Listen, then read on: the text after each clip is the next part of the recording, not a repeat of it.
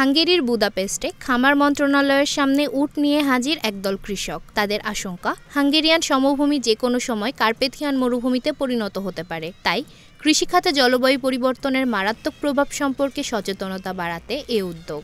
বৃহস্পতিবার দুটি উট নিয়ে ওই মন্ত্রণালয়ের সামনে অবস্থান করেন বিক্ষুব্ধ কৃষকরা।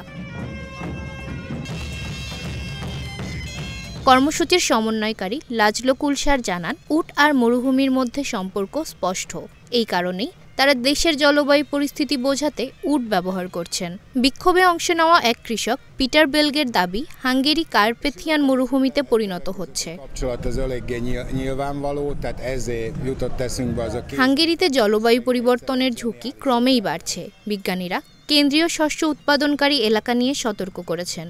ওই এলাকার কৃষকরা খরায় প্রচুর আর্থিক ক্ষতির মুখে পড়েছেন। কৃষকদের এই বিক্ষোভে অংশ নেন গায়ক ও শিল্পীরাও। কর্মসূচি থেকে বৃষ্টি ও বন্যার পানি সংরক্ষণ করে শুকনো মৌসুমে ব্যবহারের জন্য সংরক্ষণ করার দাবি জানানো হয়। পিটার বেলগ জানান, বন্যার পানি সমন্বয় করতে হবে।